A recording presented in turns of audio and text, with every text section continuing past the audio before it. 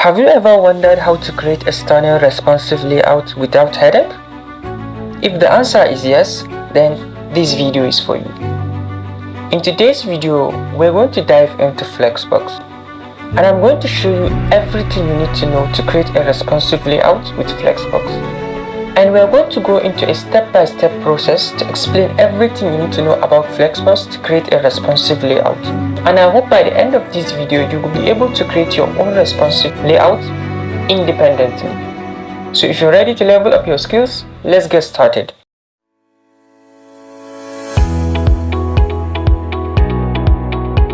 So we're going to be looking at different examples. First, let's start by looking at common thing we use often, which is navigation. And I have an order list with a list items of 1, 2, 3, 4, and 5. And each of them has a class name of 1, 2, 3, 4, and 5 also. And for the parent container here, I gave it a class name of navlist. So that's actually all I have for my HTML here. If you look at my CSS right here, all I have is some background colors and border colors here. That's all I have. So by default, list items are block elements. And block elements are those elements that take up full weight of their parent container. That is why if you look at the other side of my screen here, which is my browser here, each number here take up full weight of its parent container. That is the reason they are stacking on top of each other. If you look at 1 as full weight of its parent container, so as 2 also has full weight of parent container. So as 3 also has full weight of the parent container. If you don't know much about block inline and inline blocks, I will put a link in the description box so that you can go and check it out. Another thing I want you guys to notice with one line of CSS, I can actually change this to flex items. If I run a display of flex, with one line of CSS, now they are flex items. There are no more block items here. That is why you are seeing them flex in one row. And even if I target my list items here and I give it a display of block items here, maybe I try changing it to back to block, and even if I save, there won't be any changes. Okay, if I even try to put it in an inline here, there's still going to be no changes. That's because of my display flex that I inserted here in my container here. So let me take this down. Let me take this my display block here. And another property I want to show you guys is apart from display flex, is another property called justify content. In terms of justify content, there's 6 values. There's the flex start, flex end, there is the center, and there is the space within, space around, and space evenly. So let's start by showing you guys flex end. If I make this my justify content to the flex end, it's going to take my list items to the end of my navigation container. So if I save here, if you notice here, now my list items are no more in the beginning but at the end of it. I can change this to flex start, which is the opposite of end, which is going to bring it back to the beginning of the nav. Apart from this, I can also make it to be center. I can just make this to be my justify content to be center, and it's going to bring my items to the center of my nav. Apart from now center also, we have another thing called space. And in space here, we have space between, space around, and space evenly. So if I make this a space between, it's going to bring space between my items. So let me make this a space between. And now it is distributing the space among them. It makes sure that there is space between them. That's space between for you. And there's another one called space around.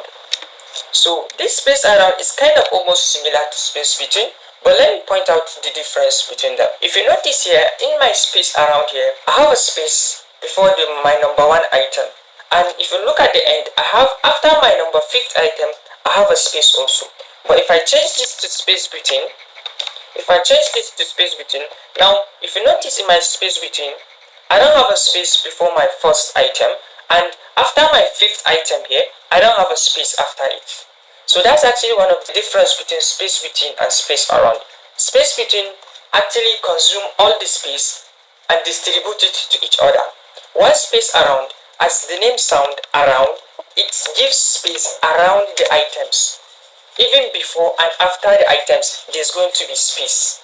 And apart from space around, we also have another one called space evenly, which this space evenly is almost similar to space around, but there's a little bit of difference among them. So that's actually all the 6 values we have for our justify content. And don't worry if you feel like all the values are much. This is how the feeling is when you're starting with Flexbox. The moment you keep using it time to time in your daily activities, you're going to get used to Flexbox, and it's going to be something simple. Flexbox is simple. So let me just take this my justify content now. Now if I save here, my items are back. So another thing I have here is I have another option that I can actually give space between my items without using justify content. I can just give this a gap. If I give it a gap of 3 rem and I save, now I'm going to be having 3 rem between each item. So when I save here, now I'm having 3 rem between each item. I can make this a 5, and I'm going to be having 3 rem between each item, and I can make this a 6. I'm going to be having space between each item. I can make this a 7. I'm going to be having 7 rem between each item. But if you notice here, my number 4 is overflowing. But the main thing I want to show you guys is not about the overflowing. One thing I want to show you guys is the moment you throw a number there, the space will follow. So just use this gap and play with the numbers, and you feel what will fit for your project. So let me bring this back to 3 rem. So another property I have for you now is flex grow. And what flex does is, the moment you insert flex grow to your list items, as the name goes, grow. It makes your list items to be growing. The larger the size, the larger it grows. The smaller the size, the smaller it shrinks. So that's Flexbox. So if I now go to my list items here, if you look at it, my nav and my li list items here, and I give it a flex grow. If I give it a flex grow of 0 and I save, and the moment I start increasing the size of my browser here, if you now notice here, it's actually not growing, it's just there. That's because in flex grow, the moment you insert it to 0, it just means don't grow. That's just the word for 0. The moment you insert flex grow to 0, it means don't grow. But if I change here to 1, flex grow of 1, and I want you guys to actually notice what will happen here, because the moment now I start increasing the size of my browser here, if you notice now, the list items here are now growing because the size of my navigation is growing. So the list items are also growing to distribute the size between them, so that there won't be a space by one side of the nav that is just there. So the moment it's growing, it's increasing the size of my nav. If you notice here, the bigger the size of my list items. The smaller the size I'm going here, the smaller the size of my list items that are reducing here. If you just look at what is happening right now, the more I increase it, the more my list items increase. The more I'm reducing it, now my list items are reducing. So that is flex grow for you. And another thing I can do to show you about flex grow is I can take this my flex grow off my list items. I can take it off, and I can target this my second item here, which is number 2. If you remember at the first of the video, I told you guys that I named my list items. I give each my list items a class name. So this is my class name for my second item, which I named it to be 2, and I can give it a flex grow of let me see 1. Let me give it to be 1, and I save. And I want you guys to actually notice what is going to be happening the moment I start growing my page. So if you notice here, the moment it's growing, the rest of the items are in the same size. They are still maintaining their same size, but my second item is growing. If you look at it here, and the more it's growing, it is consuming the space that is being added to the nav. So my number 2 is growing, and the rest of the items are still maintaining their main padding, because I made a padding on them. It's not a fixed width or height, it's a padding. And if you notice here, only number 2 is increasing. Now it's reducing, it's reducing, it's reducing, it's reducing. And let me give this same flex grow to number 4, and let's see what will happen now. If I start increasing this my page here, now number 2 and 4 will be increasing, and they will be the one consuming the additional space that is being added to the nav. If you notice here, so number 1, number 2, number 1, number 3, and number 5 are maintaining their specific size, their main size. But number 2 that I gave them a flex grow of 1, 1, Now they are the ones consuming the additional space that is being added to the nav. If you look at it here, this is actually what is happening. And by the time I start reducing it, they will start be reducing in size. So that's like FlexGrow is very useful. Even though we haven't explored much about Flexbox yet, but I'm sure you could now understand how Flexbox is going to help us in making a responsive design. Because in terms of responsive, this is where Flexbox come to place. And apart from FlexGrow, we also have another property called Flex Direction. As the name goes, direction. It shows the direction of the list items. And for Flex Direction here, we have some values that we're going to use for it. For our Flex Direction, by default, Flex Direction is a row. By default, Flex Direction is a row. So even if I save here, I give it a Flex Direction of row. Even if I save, there isn't any changes. That's because by default, it is a row form. But let me change it to column. If I change it to column here, now my list items are going to be in column form. They are no more row. They are now in column form. But so let me change it back to row. If I change it back to row, now they are in row form. But apart from row form, there's another value that we can also insert to our Flex Direction, which is row reverse. So let me save this. So the moment I save this, I want you guys to guess what just happened right now. I don't know if you noticed it, but I want you guys to take a second and think of what just happened right now.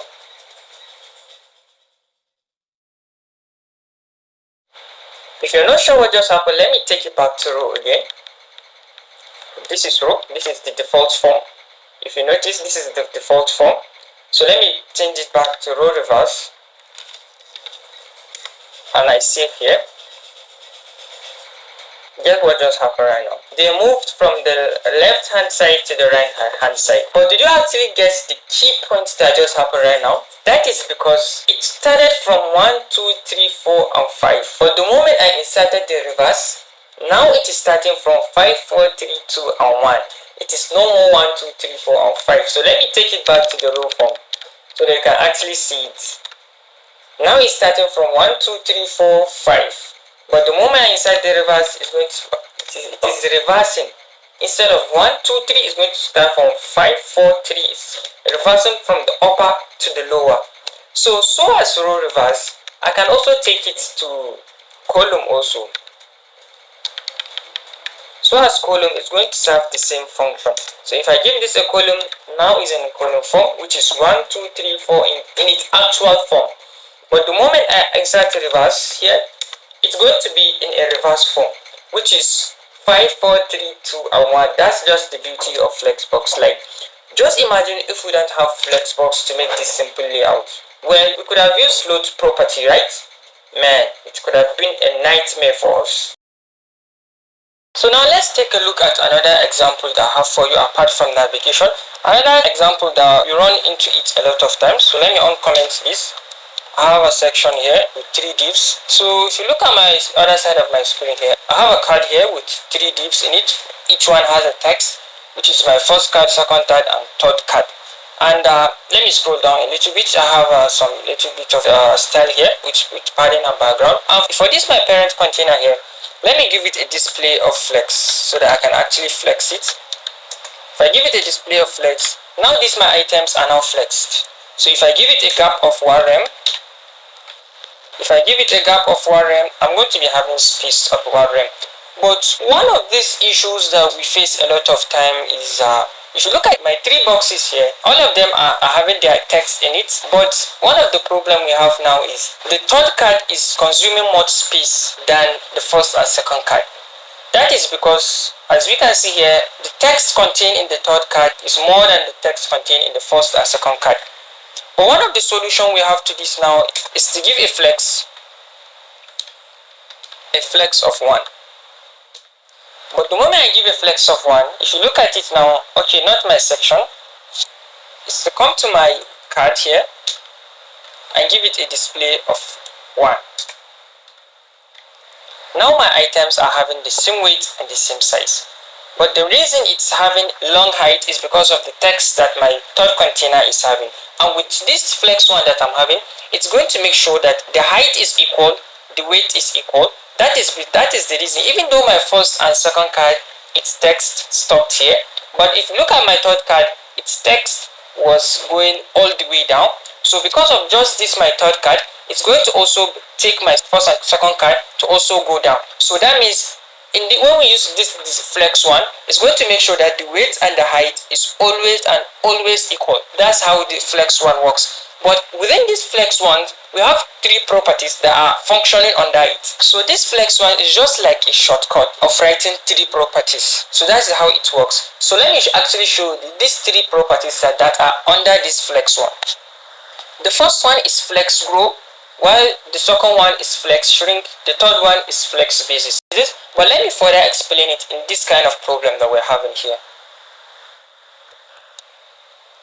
Now if you look at it very well, if I start increasing this my window here, if I start increasing it, now my boxes are going to start reducing in size, I'm going to start reducing it in height, and the weight is going to start increasing. And if you notice here, they are having the same size. They are having the same size, both height and weight, they are all having the same size, regardless of their content that is within them. So as I said earlier, this my display flex is like a shortcut of writing three different properties before this feature can start working. But first of all, let me take this my display flex here. Let me take it back to its normal form. So what's going to happen now next is as I mentioned earlier, the three properties that are involved in this display flex is flex grow, flex shrink, and flex basis. So now what I'm going to do now is to put a flex grow of 1 and a flex shrink of also 1, and the third one I'm going to do is to put a flex basis. The flex grow will make it to grow regardless of the size, the flex shrink will make it to shrink, and the flex basis will determine the size of the items. So that's actually what is happening right now when I put flex 1. So what I'm going to do now is to give it a flex basis of, let me say 33%. If I give it a 33%, if you notice here, now my items are back to the way when I inserted flex 1. So let me actually show you what I mean. If I take it down like this and I put flex 1, even if I save, if you notice, they are actually the same. It's that if I start increasing the size, everything now is going according to the size of the screen. The weight is the same, the height is the same, and everything now is shrinking. When I increase, it is growing. The size is the same, which is the flex basis. When it's growing, that is flex grow. When it starts shrinking, that is flex shrink. So let me bring back what I just wrote earlier, which is my three properties. If I bring them back, which is flex grow, flex shrink, and flex basis. Even if I start increasing, just see what is actually happening. By the time I start increasing it, as you can see here, the size are the same. When I'm increasing, it is growing. By the time I start reducing it, now it is shrinking. Now our flex shrink is now activated. By the time I start growing it, now our flex box is activated. And now by the time I start shrinking, my flex shrink is now activated. And the size determines the flex basis. So that's actually all about flex basis, flex grow, flex shrink, and flex 1. And another thing I want you to take note is, even though flex basis, as I said earlier in the first example of my navigation, even though flex basis and weight is very similar, but they must have some difference among them. So let me show you one thing I'm talking about. So let me just take this my flex grow down. Let me take it down and put a flex basis. A flex basis of let me say 0. Let me show you what I'm talking about. When I give it a flex basis of 0, if you notice here, whenever you give it a 0, flex basis will never take it to the weight of that item to 0. That's how it works. That is why I said it is best when it comes to this kind of situations. You don't use weight when we're in this kind of situations. That's why I mentioned it earlier. Flex basis will never take it to 0 because we're dealing with responsive here. Let me show you what will happen if I change it to weight instead of flex basis. If I give it a weight, and let's see what will happen. If you notice now, everything now is overflowing Now it's just the padding that is holding it. If you notice, I gave it a padding of 2 rem. If I take this my padding down, now we're not having anything because it's having a 0 weight. That's why it's best to use flex basis in this kind of situation than to use weight. So let me bring back the padding here. If I bring it back, so even if you think maybe, yeah, the other time it was the padding that was holding it, okay, let me change it back to flex basis and let's remove the padding and see. At 0, and let's remove the padding. If I take the padding down and I save, you see what is happening. Even though we don't have padding in it, the flex basis will never take it to 0. That is just what is happening right now. So let me bring back my padding to be back. But most of the common properties we use in terms of Flexbox is justify content, align items, and flex direction. And I believe I've almost covered almost everything about Flexbox in this video, and I believe this video is helpful to you. Please, if it is, please tell me how you felt, your experience watching this video in the description box. Please tell me in the description box how you feel about this tutorial. And if this video please is helpful, please don't forget to like this video, and if you feel you want to join us in this journey, please subscribe to the channel.